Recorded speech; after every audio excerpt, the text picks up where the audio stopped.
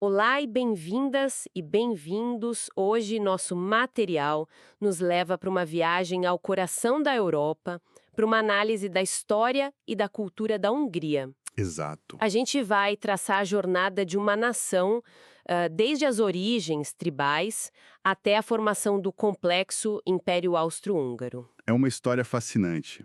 A missão aqui é entender a linha do tempo de um povo que, para definir a própria identidade, teve que encarar invasões, ocupações, revoluções. E o que é mais fascinante nessa história toda, pra mim, é que ela revela uma nação que tá tipo num processo quase constante de se autodefinir. Sempre se refazendo. Sempre. A história húngara é uma saga de resiliência, sabe?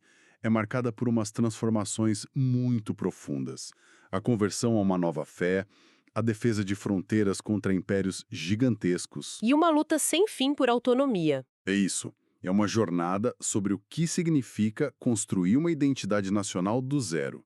E fazer isso várias e várias vezes. O ponto de partida é quase cinematográfico, né?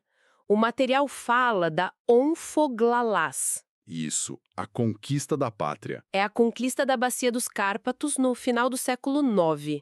7 tribos magiares, lideradas por um chefe chamado Árpad, chegam e se estabelecem ali depois de séculos de migração. É aquela imagem clássica, né? De um povo nômade que finalmente encontra sua terra. Totalmente. Só que encontrar a terra é só o primeiro passo.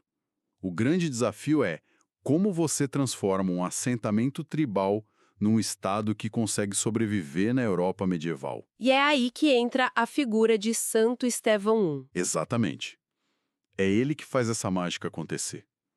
Ele é coroado no primeiro dia do novo milênio, 1º de janeiro de 1001, e se torna o primeiro rei cristão da Hungria. E essa decisão de adotar o cristianismo não foi só uma questão de fé, pelo que eu entendi. Não de jeito nenhum. Foi uma jogada geopolítica genial. Genial e muito pragmática.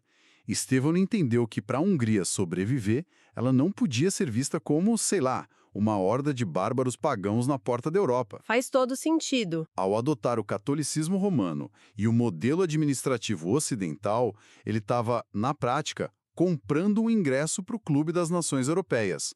Foi uma decisão de sobrevivência e de identidade, tudo num pacote só. Nossa, então ele não só mudou a religião, ele redesenhou toda a estrutura de poder, do zero. Isso é uma ambição gigantesca. Total. O material cita que ele criou o sistema de condados, fundou 10 dioceses. Ele construiu as fundações do Estado húngaro moderno. Foi exatamente isso. Uau! Ele não só unificou as tribos sob uma fé, ele deu a elas a estrutura burocrática e religiosa para prosperar como um reino europeu, sabe? Entendi. Sem essas fundações, a Hungria provavelmente teria sido absorvida por vizinhos mais poderosos, como tantos outros grupos foram. Estevão garantiu a permanência do seu povo no mapa. Depois da morte dele, o que é bem típico, né, em reinos medievais, vem um período de instabilidade com disputas pelo trono. Sempre tem. Mas a dinastia que ele fundou, a Árpades, segue firme com reis importantes. E aí a gente chega no momento crucial em 1222. O rei André II publica a Bula de Ouro. A Aranibula. Isso. A Bula de Ouro é um documento impressionante para a época. Essencialmente, ela colocava limites no poder do rei e garantia direitos à nobreza. Tipo a Magna Carta da Inglaterra. É muito comparável à Magna Carta, que tinha sido assinada há poucos anos antes. Isso mostra que, em diferentes partes da Europa, estava surgindo essa noção de que o poder do monarca não é absoluto, que existe uma espécie de contrato social. O início de uma consciência constitucional. Perfeito. Mas essa estabilidade jurídica é abalada por uma catástrofe, assim, de proporções bíblicas, a invasão mongol, entre 1241 e 1242. Isso foi O material usa uma frase que dá calafrios. Grandes áreas do país ficaram completamente despovoadas. Olha, a destruição foi algo de outro mundo. Foi um colapso populacional, um desastre social que praticamente zerou o país. Talvez metade da população tenha morrido. Metade, imagina. É por isso que o rei Bela IV, que comandou a recuperação, é conhecido como o segundo fundador do Estado. Ele literalmente teve que começar do nada. É o primeiro grande ciclo de destruição e reconstrução que marca a história húngara, então. O primeiro de muitos. Depois dessa era, com a dinastia Árpade terminando em 1301, o reino se recupera, mas um novo perigo gigantesco surge no horizonte, O Império Otomano. em plena expansão. E isso nos leva a um dos momentos mais heróicos da história húngara, a Batalha de Nándor-Fejhévar, a atual Belgrado, em 1456. Essa batalha foi um ponto de virada para a Europa inteira. O exército cristão, liderado pelo húngaro Hunyadi János, conseguiu uma vitória que parecia impossível contra o poderoso exército do sultão Mehmed II, O mesmo que tinha conquistado Constantinopla. o mesmo 3 anos antes. Essa vitória foi tão retumbante que segurou o avanço otomano na Europa por 70 anos. 70 anos, é muito tempo. E tem aquele detalhe incrível sobre essa batalha que sobrevive até hoje, né? Ah, o dos sinos das igrejas. Sim, É um daqueles detalhes que mudam a forma como a gente vê o mundo. O Papa, na época, pediu que os sinos de todas as igrejas católicas tocassem ao meio-dia para orar pela vitória dos cristãos. e aí? A notícia da vitória chegou depois, e o toque dos sinos foi mantido como uma celebração. Então, assim, da próxima vez que um sino de igreja tocar ao meio-dia em qualquer cidade do mundo, É um eco daquela batalha. é um eco direto daquela batalha desesperada em Belgrado séculos atrás. A história está ao nosso redor o tempo todo. Nossa, que incrível! Essa vitória coloca a família Hunyadi no centro do poder e o filho de János, Matias Hunyadi, se torna rei. E o reinado dele de 1458 a 1490 é a era de ouro da Hungria renascentista. A corte de Matias era o auge, uma potência cultural. Matias foi um verdadeiro monarca renascentista. Patrono das artes, um gênio militar, um político astuto.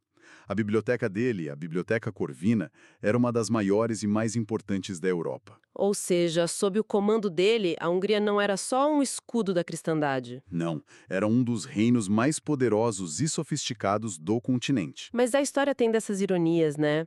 Parece que quanto mais alto se sobe, mais dura é a queda. Pois é. E a queda, no caso da Hungria, foi brutal e veio de forma devastadora. Depois da morte de Matias, o poder central se desfaz. E um reino enfraquecido é um convite ao desastre, né? Especialmente com o Império Otomano no auge da sua expansão.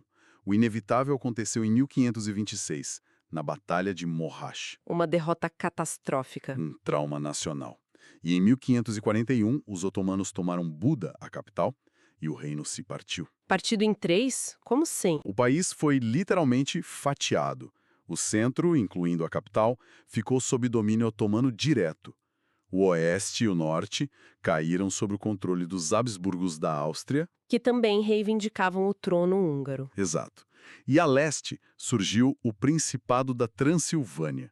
E essa divisão criou 3 realidades completamente diferentes. E o que significava ser esse principado semi-independente da Transilvânia? Significava que ali os húngaros conseguiram manter uma certa autonomia.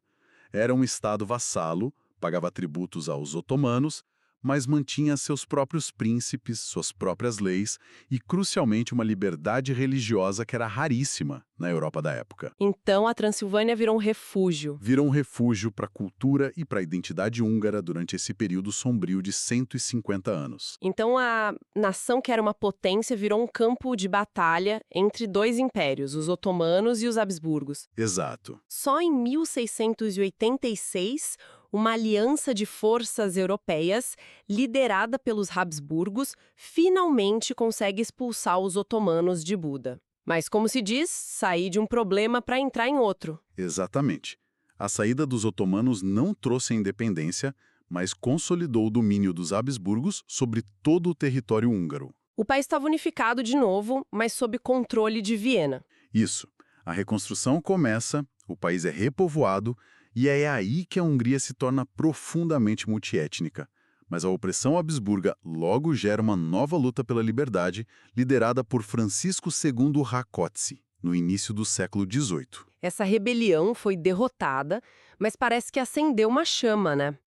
O material descreve o que vem a seguir, no século XIX, como a Era da Reforma. Sim, é o nascimento da nação húngara moderna em termos de ideias. Um renascimento cultural e político. Os objetivos eram claros: modernizar o país, abolir as estruturas feudais e, acima de tudo, fortalecer a identidade nacional e a língua húngara contra a germanização imposta por Viena. Quando o material fala em desmontar as relações feudais, o que isso significava na prática para uma pessoa comum? A gente está falando de servos presos à terra, sem direitos. Exatamente isso.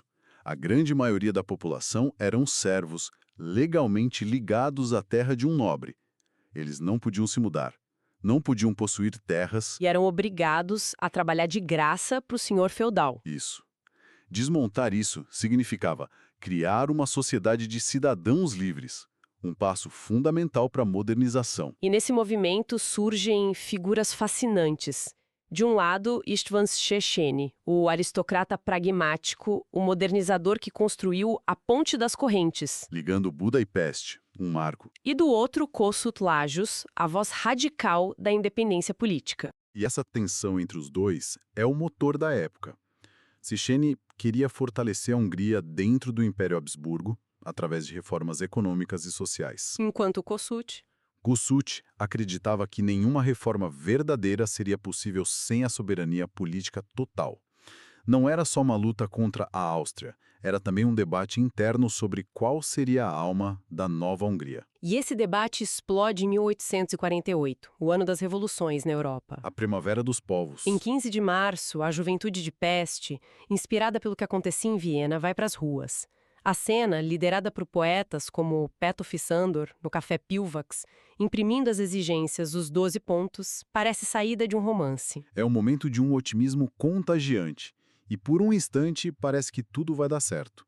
O imperador Habsburgo cede à pressão e autoriza o primeiro governo húngaro responsável, que responde ao parlamento, não a Viena. Báthory Lajos é o primeiro-ministro, e o gabinete tem Kossuth, Deák, todos os grandes nomes da era da reforma. Todos eles. Mas os Habsburgos estavam só ganhando tempo. Exato. Assim que a situação em Viena se acalma, eles se voltam contra a Hungria. E a revolução vira uma guerra total pela independência. E é uma luta heróica, pelo que o material descreve. Muito. O exército húngaro, montado às pressas, consegue vitórias incríveis. Mas o imperador Francisco José joga a cartada final.